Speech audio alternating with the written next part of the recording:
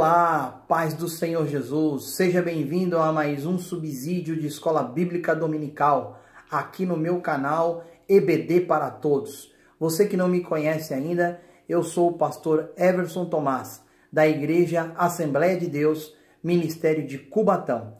E nós vamos estar falando aqui, irmãos, de um assunto extremamente importante, que está de acordo com os problemas da atualidade.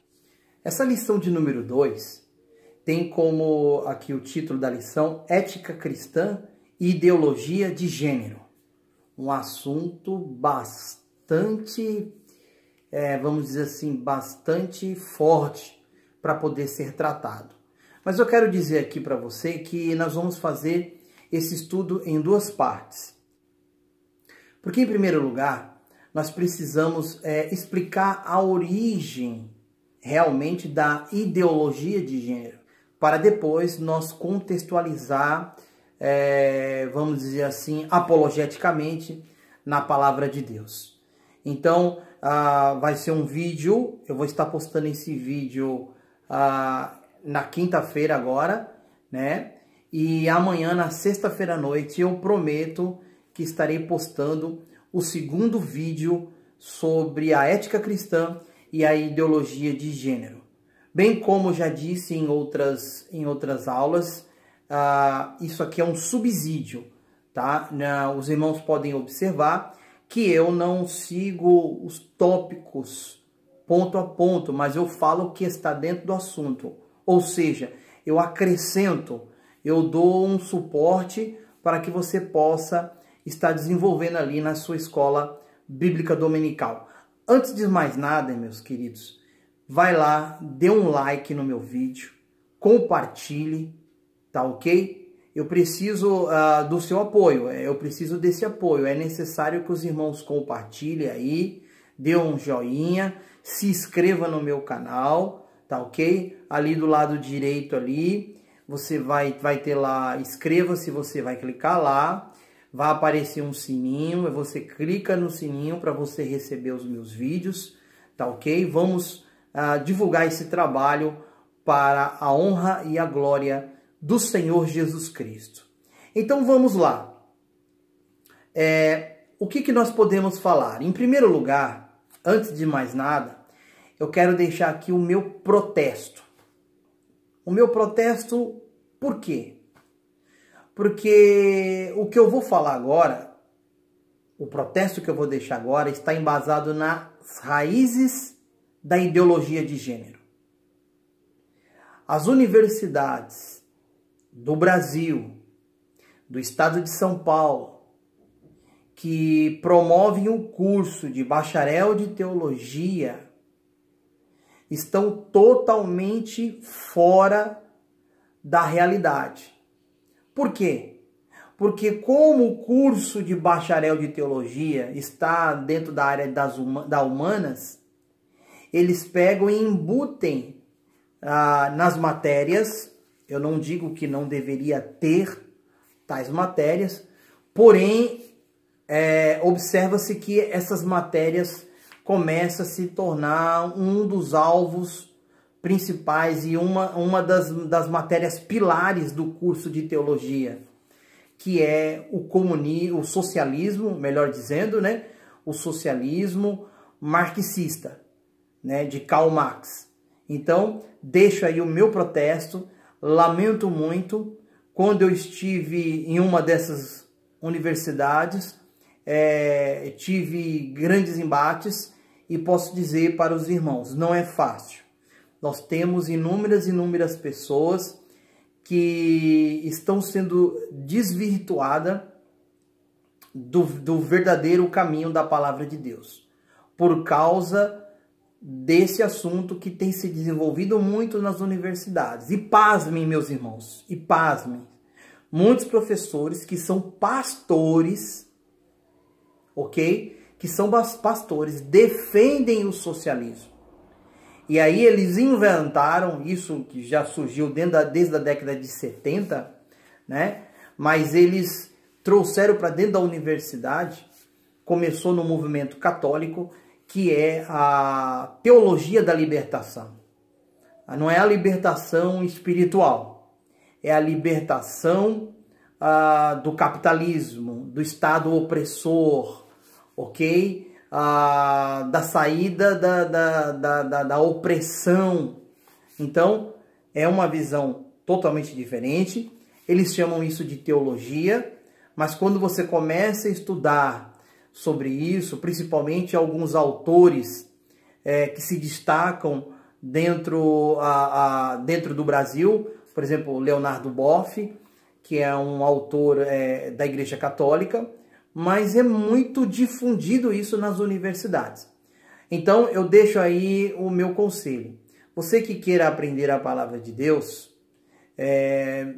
vendo que não tem capacidade de lidar com essas dificuldades, procure um seminário. Um seminário da tua igreja, um seminário aí que venha a ser bem respaldado dentro da teologia bíblica, tá ok? Dentro de uma teologia conservadora, e eu tenho certeza que você vai ser abençoado, você vai estar sendo bem servido em termos bíblicos teológicos, e será abençoado e estará sendo usado para o reino de Deus, tá ok? Então vamos lá. Nós vamos começar falando sobre a origem. A origem está aonde? Em Karl Marx. Karl Marx, um sociólogo alemão, né? Esse sociólogo alemão, ele desenvolveu alguns livros. O Manifesto do Partido Comunista é um deles, né? O Capital. Também nós temos um livro que eu vou estar mencionando aqui, que é um livro mais importante para esse assunto, que é, deixa eu ler aqui o nome dele, é A Origem da Família, da Propriedade Privada e do Estado. O que acontece? Karl Marx, ele idealizou sociologicamente. Eu vou estar explicando aqui de forma bem resumida. É óbvio que o socialismo marxista ele é muito profundo, necessita de vários estudos, necessita você ler muitas coisas, muitas obras a respeito dele, para você entender qual é o pensamento dele. Mas eu quero deixar bem claro aqui para os irmãos que o socialismo, o comunismo é a pior opção para uma nação, para um país que seja. Então vamos lá. Karl Marx, ele entendia o quê? O que ele entendia? Ele entendia que a classe do proletariado, ou seja, dos trabalhadores, né, vamos dizer assim, eles eram oprimidos, eles são oprimidos. Por quem? Pela burguesia. A burguesia que enriquecia cada vez mais, haja vista que tudo isso não acontece agora no nosso século, então não havia ainda um desenvolvimento industrial, havia realmente uma burguesia que ele mesmo coloca nas suas obras. Então, através dessa linha de pensamento, Karl Marx ele começa a compreender que há uma necessidade de tomar o poder, mas tomar o poder não à força. A ideia marxista não era um golpe de Estado, como aconteceu com Lenin, ali na antiga União Soviética, e Stalin também. Então ele entendia que havia uma desigualdade social, e essa desigualdade social precisava se equilibrar, precisava de um equilíbrio. E para que isso acontecesse, pelo grande número de proletariado, automaticamente, de uma forma bem natural, iria assumir o poder e deixaria de ter os grandes capitais, os grandes, numa linguagem de hoje, os grandes empresários dominando, a minoria dominando sobre a grande maioria. Pois bem, de uma forma bastante sintética, eu resumi o máximo aqui falando a respeito da sociologia marxista. E agora nós vamos prosseguir o desenvolvimento falando sobre a origem real, a raiz da onde surgiu a ideologia de gênero. Então nós vamos falar aqui de 5 frentes, tá ok? Essas frentes elas não vão estar assim, elas não estarão em ordem cronológica, mas são níveis de importância que surgiram através dos anos para nós podermos compreender essa roupagem que é estampada hoje na sociedade sobre a ideologia de gênero. Ela não surgiu do nada. A ideologia de gênero não surgiu do nada. Então, houve aí um processo, um desenvolvimento, e nesse desenvolvimento chegamos o que é hoje. Mas para entender isso aí, nós precisamos fazer aqui alguns comentários. Antes de mais nada, você pode achar aí na internet fotos do famoso caso de Kate Hill e Arian Andrews, né? A Kate Hill, que era ele, tá ok? E Arian Andrews era ela. Então, dá para entender aí que houve aqui uma inversão de papéis e que eles foram considerados um casal hétero. Um casal hétero, porque se você olha aí para a foto, você olhando para a foto, você vai ver que temos imagens no Google, é uma mulher descrita e é um homem descrito. Causa confusão na mente de muitas pessoas. Porém, como nós vamos entender isso? Como nós vamos compreender esse novo processo que tem acontecido na sociedade? Haja vista que tem projeto de leis pelo deputado Jean Williams de crianças de 7 anos se transexualizar, ou seja, mudar de sexo, transgêneros. Então, você vê o tamanho do absurdo de tudo isso. Mas da onde que isso surgiu? Qual é a origem? Qual é a raiz de tudo isso? Qual é a raiz desse verdadeiro câncer na sociedade, essa doença na sociedade? Então vamos lá. É interessante também mencionar que Karl Marx acreditava tanto na tomada do Estado pelo proletariado, que ele entendia que isso ia acontecer de forma natural. E ele até profetizou, vamos dizer assim, entre aspas, né? É óbvio que em 1848 isso iria acontecer. E isso é uma utopia. O socialismo nunca funcionou e nunca vai funcionar. Porque todos os ideais formalizados por Marx e os que sucederam a ele dentro desse pensamento é muito utópico, é muito sonhador, de tal forma que isso nunca vai chegar a acontecer.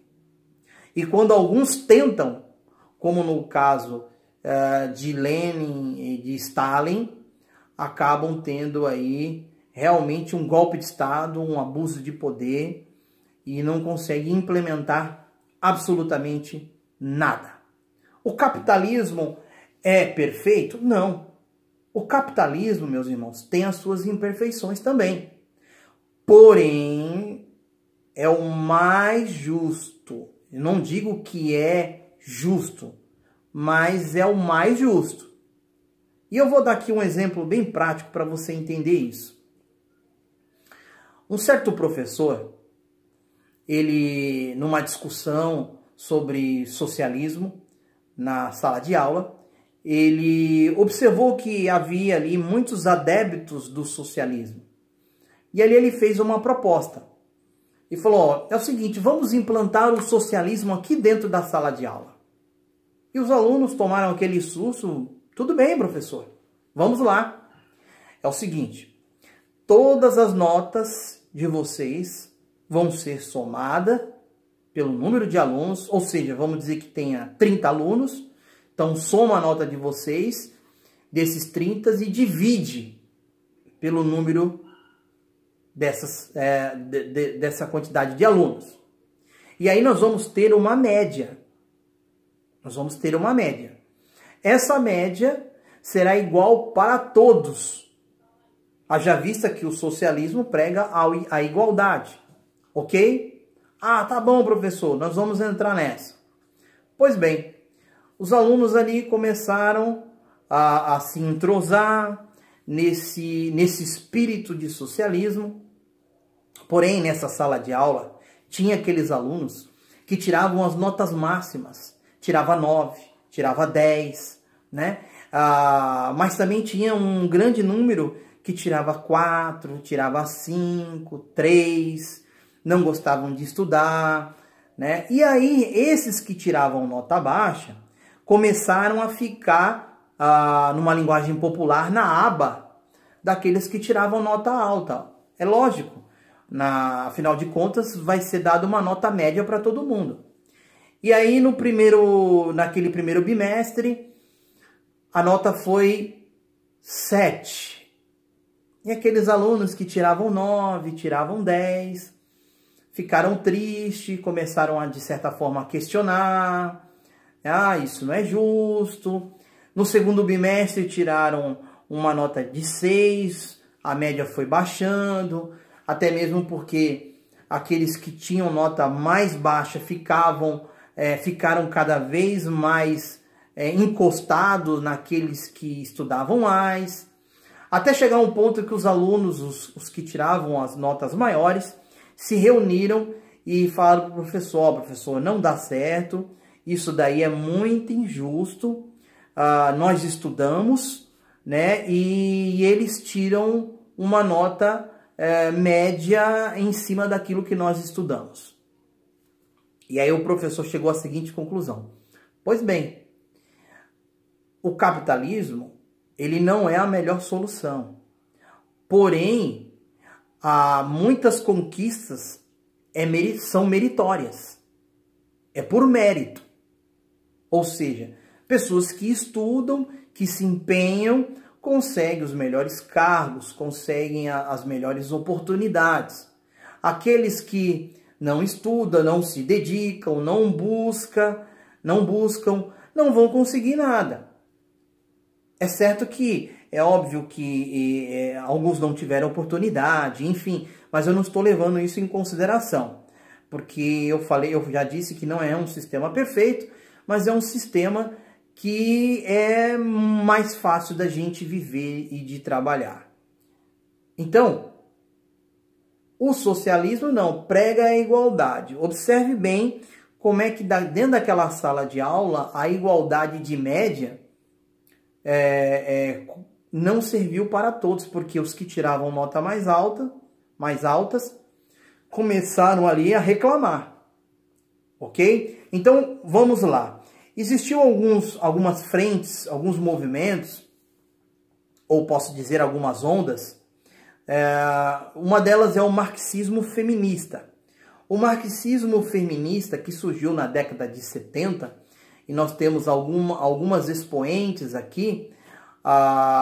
Veja bem, eu quero falar sobre aqui o feminismo no sentido dos moldes que são implantados aqui por certas mulheres aqui que eu vou estar mencionando. Existe sim alguns direitos que as mulheres antigamente não tinham e que são válidos sim para a atualidade, para os tempos de hoje, ok? Mas esse movimento feminista aqui é um movimento feminista marxista. Movimento feminista marxista. Então nós temos aqui a Kate Millett. A Kate Millett, ela escreveu um livro chamado Política Sexual. Então, esse livro aqui foi tese de doutorado, ok? Esse livro ficou no campo das ideias, falando do direito das mulheres, e aí você vai entender aonde eu vou estar chegando, tá ok? Depois surgiu uma outra mulher chamada Shulamit Firestone. Shulamit Firestone, ela já teve um desenvolvimento de um trabalho muito maior. E ela tem um livro chamado Dialética do Sexo, que já deixa de ser um manifesto, tá ok? Kate Millett, ela se manifesta no campo das ideias e não propõe mudanças na sociedade. Já a Shulamit Firestone, ela já faz diferente, ela já propõe ideias de mudanças estarrecedoras no meio da sociedade. Então, realmente, ela começa a transformar aí o feminismo marxista como uma imposição mediante a sociedade. Ok? Então vamos aqui ler alguns trechos dela. Até algumas feministas da atualidade, elas não gostam das obras de Shulamit. Por quê? Porque há muito sangue. Se você espremer os livros, as obras dela, sai muito sangue dessas obras. Então tá aqui. Vamos ler aqui algumas coisas a respeito de que ela escreveu nessa Dialética do Sexo, tá ok? Eu vou estar lendo alguns trechos de alguns autores aqui, e é óbvio que eu fiz as minhas anotações aqui, mas não tenho condições de falar tudo, tá ok? Então ela fala assim: a libertação das mulheres da tirania de sua biologia reprodutiva por todos os meios disponíveis e a ampliação da função reprodutiva e educativa a toda a sociedade globalmente considerada. Então, vamos por partes. Vamos aqui traduzir o que ela está falando, tá ok? Isso aqui é uma tradução para a língua portuguesa. Infelizmente, não há uma tradução deste livro em português. Então, aqui ela está dizendo o quê? Que a maternidade, ela usa o termo biologia reprodutiva, que a maternidade é uma peste. A maternidade é uma desgraça. É isso que ela está falando aqui. Que a maternidade não presta para nada.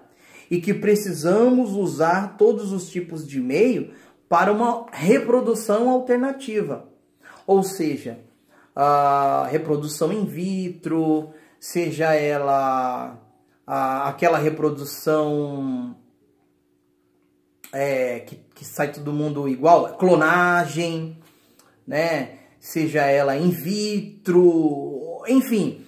Então, ela está falando assim, ó, precisa de libertar a mulher disso, porque isso é uma tirania imposta, tá ok? Então, aqui ela diz: libertar as mulheres de sua biologia significa ameaçar a família, que é a unidade social organizada em torno da reprodução biológica e da sujeição das mulheres ao seu destino biológico. Então, preste atenção.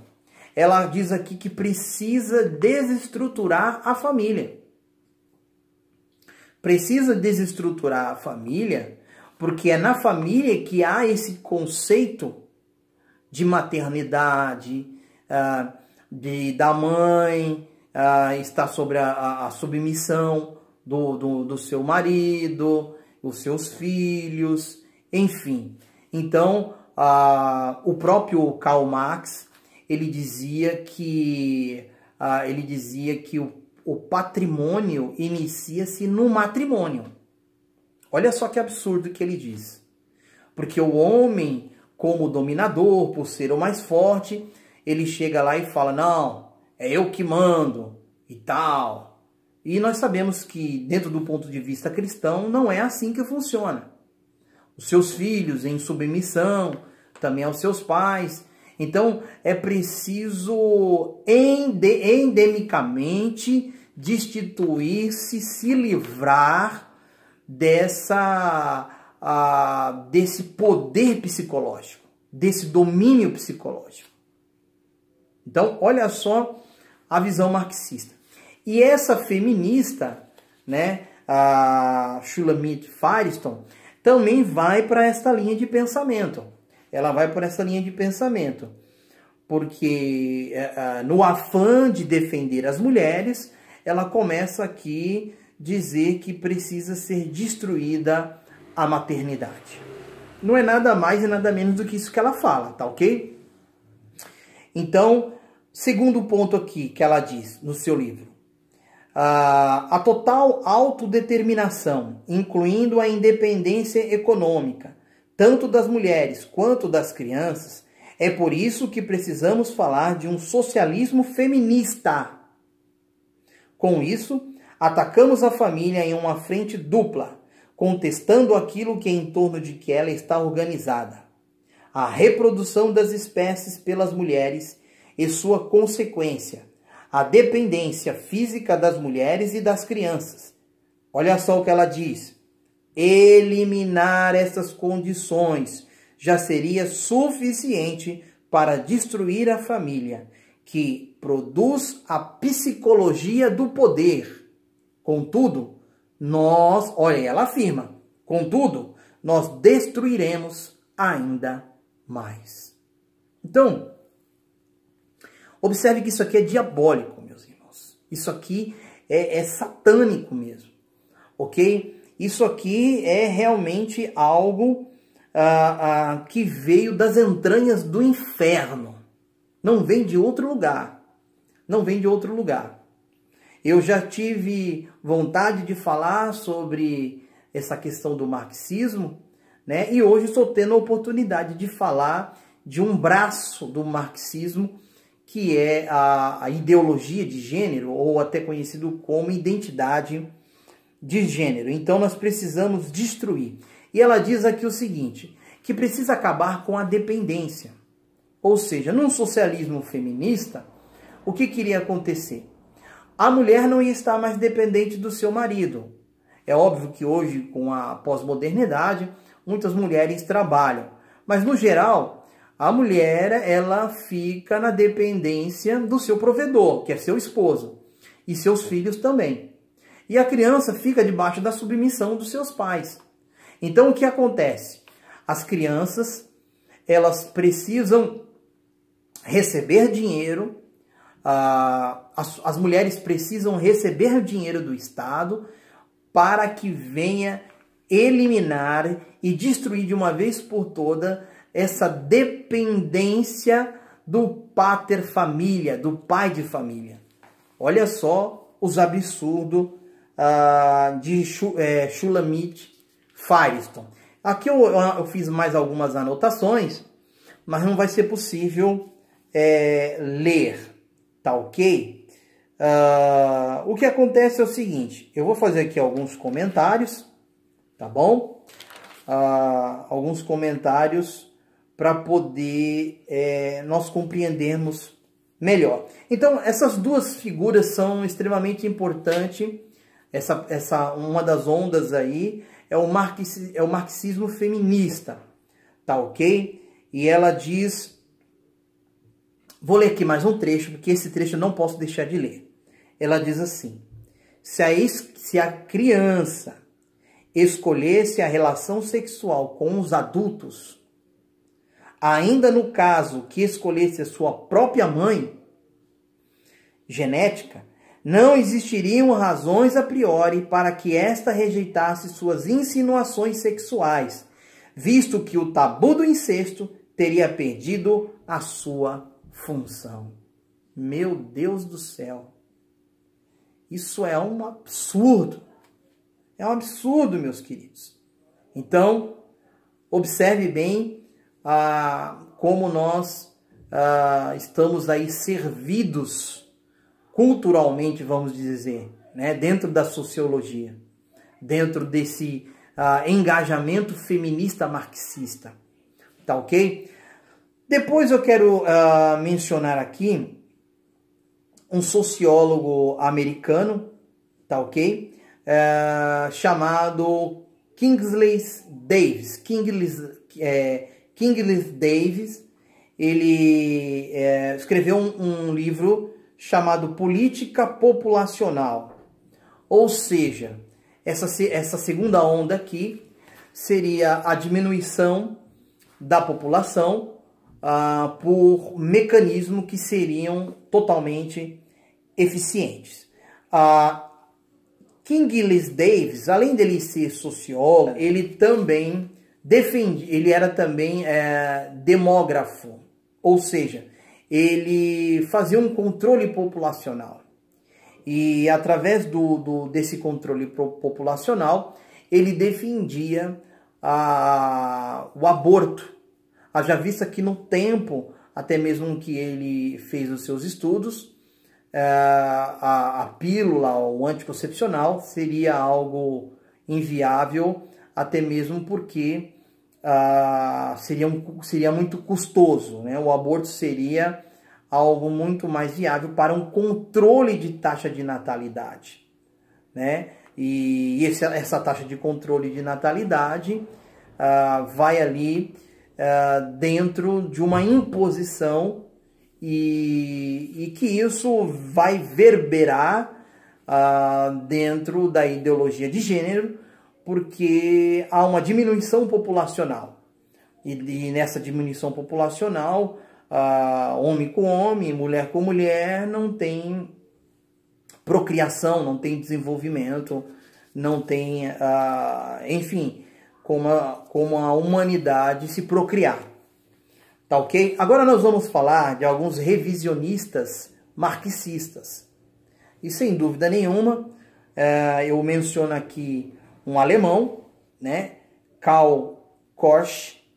Ele tem um livro chamado Marxismo e Socialismo, tá ok? Karl Korsch, ele diz o seguinte, agora nós vamos explicar melhor essa visão de estrutura e superestrutura dentro do marxismo. Então, Karl Korsch, ele fazendo releituras a respeito de Karl Marx, ele entendeu o seguinte: as estruturas é a legislação, é o domínio do Estado, é tudo aquilo que venha se estabelecer numa sociedade democrática, capitalista, tá ok? Mas para poder minar essa estrutura, para poder minar o Estado, vamos dizer assim, Karl Korsch, ele fez uma leitura que até o próprio Marx falava das superestruturas, mas ele diz o seguinte: olha, é preciso primeiro acabar com a superestrutura, porque a superestrutura que fundamenta a estrutura. E o que é a superestrutura? A superestrutura é a família, é a escola, são os costumes, é a educação que é passada de pai para filho, os respeito moral, as questões morais, o caráter que é conquistado no dia a dia através da criação daquela criança. Então nós precisamos desestabilizar esta estrutura para nós podermos chegar na estrutura que é o Estado. Mudar o conceito capitalista e partir para o socialismo. Então, Karl Korsch é um revisionista e ele vem com essa mentalidade. Outro também que veio com um pensamento também e que desenvolveu também ali o pensamento de Karl Korsch foi Max Horkheimer. O Max Horkheimer, ele também é um alemão, tá ok? E ali, esse alemão também trabalhou dentro desse pensamento, mas evoluindo um pouco mais. Não vamos entrar em detalhes porque nós não vamos ter tempo. Mas eu quero falar de um francês chamado Louis Althusser. E esse francês, ele escreveu um livro, um ensaio, melhor dizendo, que diz assim, Aparelhos Ideológicos de Estado. O que acontece? Ele critica o aparelho ideológico do Estado, tá ok? Da seguinte forma, ele mapeia a superestrutura que mantém essa estrutura. Então ele começou a observar de forma mais meticulosa, tá ok? Como a superestrutura, como a escola elementar, né? A escola elementar que tinha todas as suas segregações, por exemplo, crianças de 5 a 7 anos num período escolar, meninos de um lado, meninas do outro. Então, o que acontece? Nós precisamos acabar com isso. Precisamos misturar tudo isso daí. Então, essa era a estrutura elementar da educação, para até mesmo não ter confusão. Você imagina crianças de 5 anos com adolescentes de 17 anos, né? Numa escola, como seria complicado. Então, há períodos intermitentes aí de cada grupo de faixa etária de idade. Mas para Louis Althusser, ele entendia o seguinte, ele entendia que para nós destruirmos, é um desenvolvimento um pouco mais apurado daquilo que eu já estava falando, tá ok? Para nós conseguirmos destruir a estrutura, realmente precisamos mapear ponto a ponto e de forma até mesmo, vamos dizer assim, maquiavélica, né?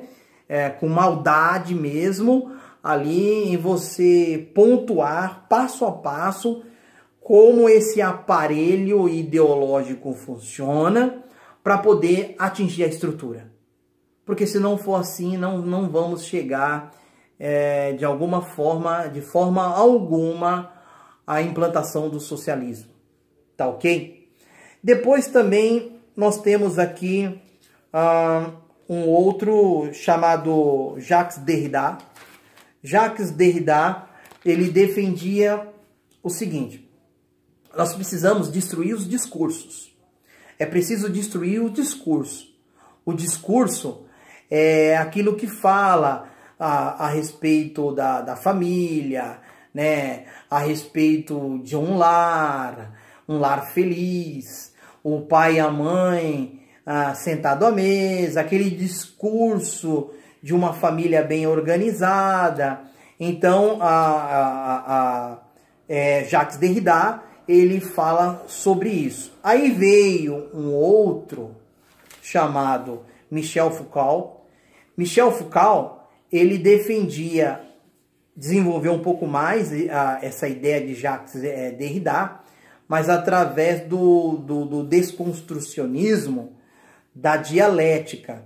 O que seria esse desconstrucionismo na dialética? Ora, quando alguém falar alguma coisa, eu entro com outra para poder derrubar. Ou seja, vamos dizer assim,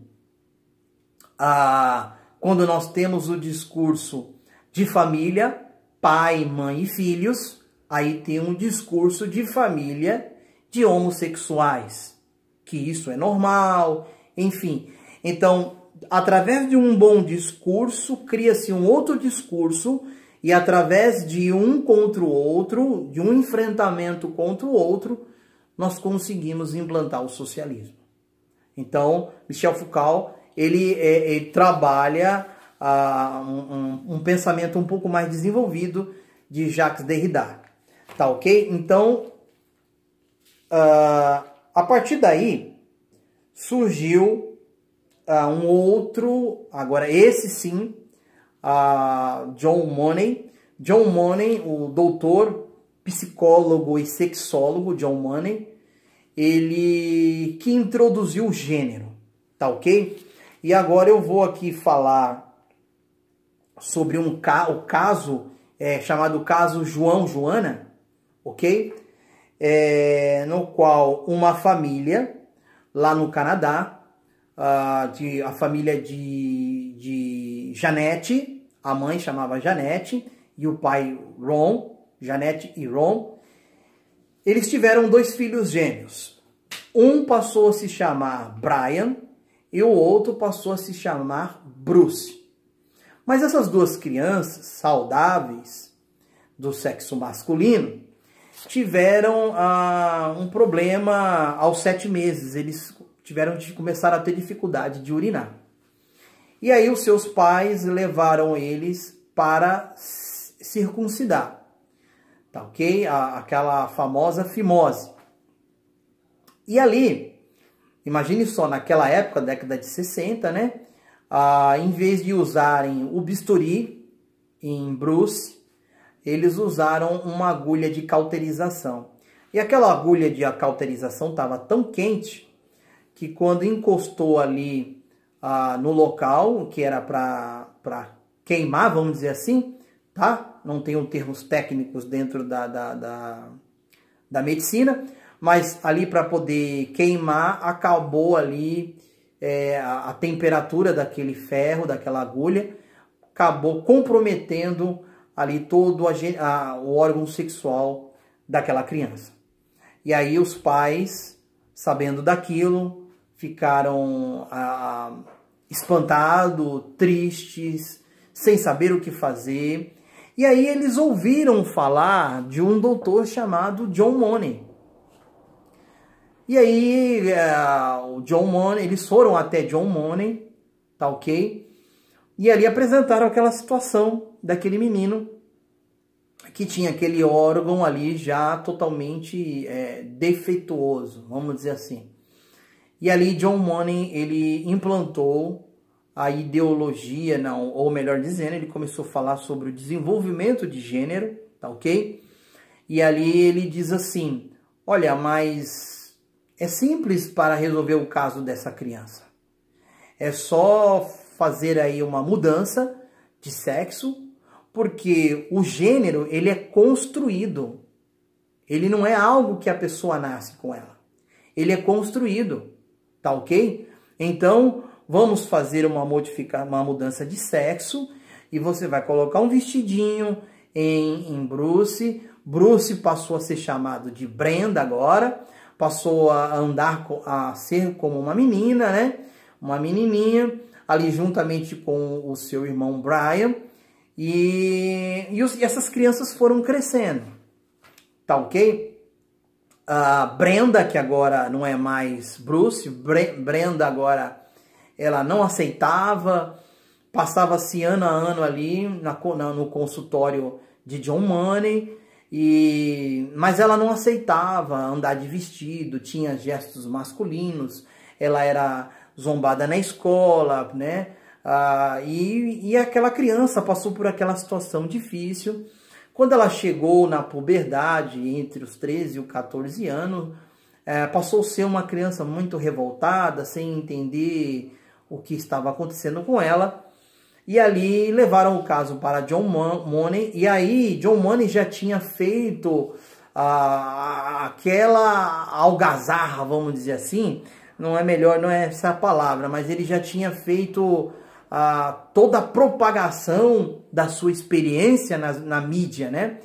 E ali ele diz assim, ó, é simples, vamos fazer aqui uma plástica, tá ok? E ela vai ficar, a genitália vai ficar igual de uma menina.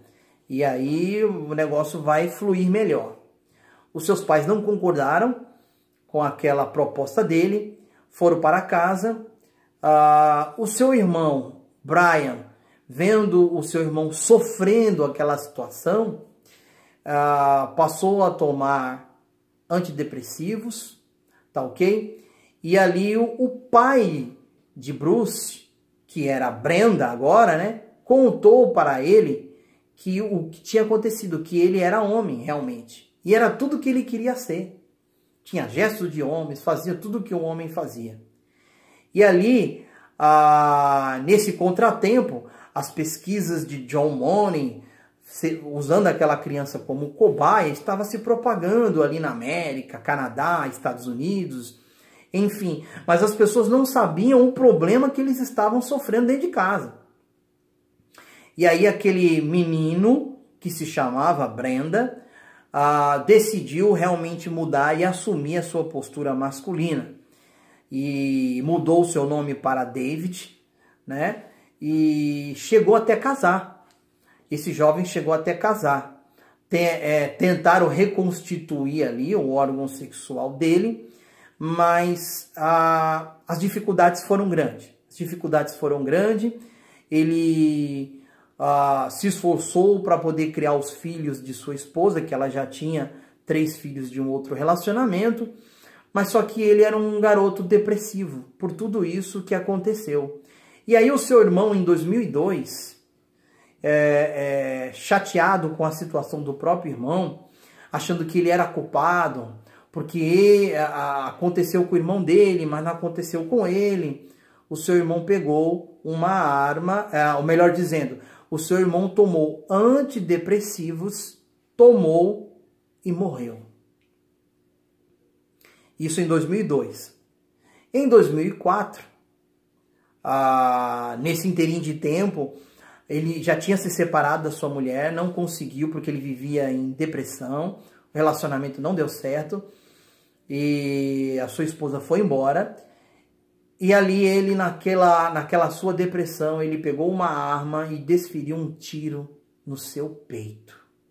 E chegou a notícia para os pais ali de Brian do que tinha acontecido. O seu pai tornou-se um alcoólatra, a sua mãe morreu na depressão, tá ok? Então, John Money, que se propagava na mídia como um grande intelectual dentro dessa pesquisa, agora começa a vir à tona todas as falácias, todos os erros ali do Dr. John Money. Que ele dizia que o gênero era construído através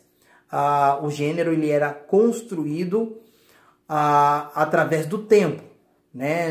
Ninguém nascia com um sexo definido. Pois bem, então, e aí precisou de uma pessoa para poder juntar todos esses conceitos. E aí surgiu Judith Butler. Judith Butler, uma socióloga, escreveu um livro em 2004 chamado Gênero em Disputa, tá ok?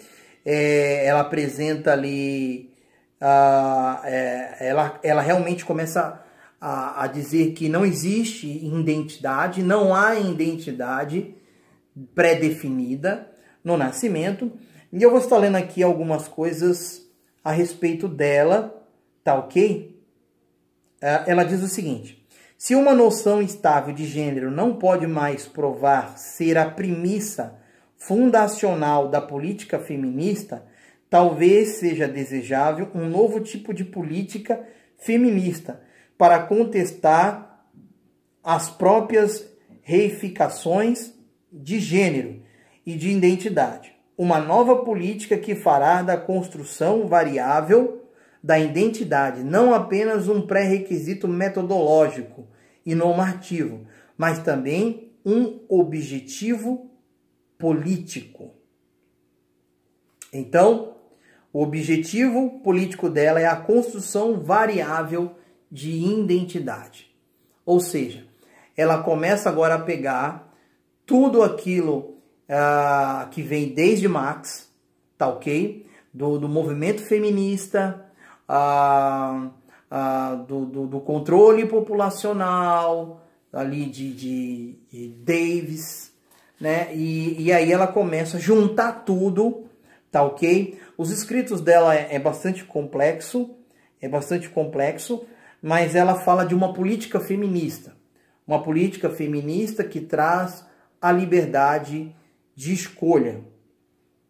Agora, para nós, antes de finalizarmos isso tudo, eu quero falar aqui da Conferência de Pequim. Esta mulher, ela na Conferência de Pequim apresentou ali a ideologia de gênero. Isso aconteceu em 1995.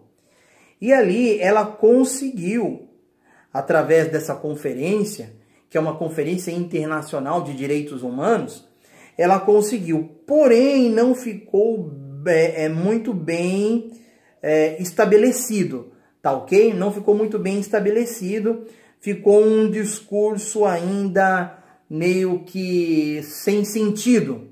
Mas quando chegou a conferência de Yogyakarta, na Indonésia, ali em 2006, no final de novembro ali de 2006, ali sim foi feito um documento, tá ok? Esse documento você pode encontrar na internet, são 29 princípios, tá ok? E eu vou estar lendo aqui alguns princípios, principalmente o princípio de número 5, tá ok? O princípio de número 5, rapidamente, olha só o que os Direitos Humanos Internacional declarou. Entendendo ideologia de gênero como estando referida à experiência interna, individual e profundamente sentida que cada pessoa tem em relação ao gênero, que pode ou não corresponder ao sexo atribuído no nascimento, incluindo-se aí o sentimento pessoal do corpo. Ou seja, o que é ideologia de gênero? Ideologia de gênero é pessoal, não é genético, ok? Então, se a pessoa se sentir que ela é uma mulher, ela é uma mulher. E se uma mulher se sentir que ela é homem, ela é homem.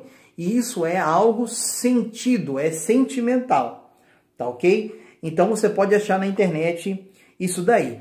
E agora ele diz aqui, os estados deverão, né? Eu vou ler só a parte B, tomar todas as medidas legislativas, administrativas e de outros tipos que sejam necessárias para respeitar plenamente e reconhecer legalmente a identidade de gênero, autodefinida por cada pessoa. Então, é a pessoa que define. Olha só da onde surgiu o desenvolvimento. Marx já falava da destruição da família. E agora chega aqui dentro da ideologia de gênero, que foi uma junção de todos os pensadores que a socióloga Judith Butler implementou. Essa mulher está viva, ela vive lá na Suíça, se eu não me engano. Eu quero aqui somente fazer uma consideração que isso fere até as leis constituídas do nosso país. De qual forma? Se um homem que é vizinho de uma mulher, e esse homem se considerar mulher, esse é um exemplo que eu estou dando, tá ok? E aí eles se desentenderam, brigaram, e aquele homem que se diz que ele é mulher, foi lá e espancou aquela mulher, e aí chegaram às autoridades, e ali ela diz, não, eu sou uma mulher. E a outra, não, quem é mulher aqui sou eu. E aí a Lei Maria da Penha vai ficar do lado de quem? Percebe a complicação? Então, meus queridos, veja só que é totalmente infundada essa ideologia de gênero. Não tem como sustentar. Ela torna-se até irracional. Porque a lei não vai poder defender ninguém. Porque o homem se sente mulher e a mulher se sente mulher, então vai ficar do lado de quem? Se é uma experiência individual. Então, para concluir aqui meu vídeo, que está um vídeo bastante extenso, nós precisamos da sua contribuição. Em quê? Em propagar isso, meus queridos, em todos os diálogos, em todas as conversas, porque isso são ardis de Satanás. Isso veio das entranhas do inferno. Todo esse desenvolvimento da ideologia de gênero vem ali do inferno. Precisa se falar, as irmãs precisam falar no cabeleireiro, na cabeleireira que vai, nas escolas, com as amigas, na igreja. Isso precisa ser difundido, meus irmãos. Tá ok? Então, aqui eu quero deixar meu abraço e na segunda Na segunda parte, eu vou estar falando aqui das questões bíblicas, tá ok? Que Deus abençoe. Amanhã, sexta-feira, estarei postando sobre as questões bíblicas da ideologia de gênero. Que Deus abençoe a todos.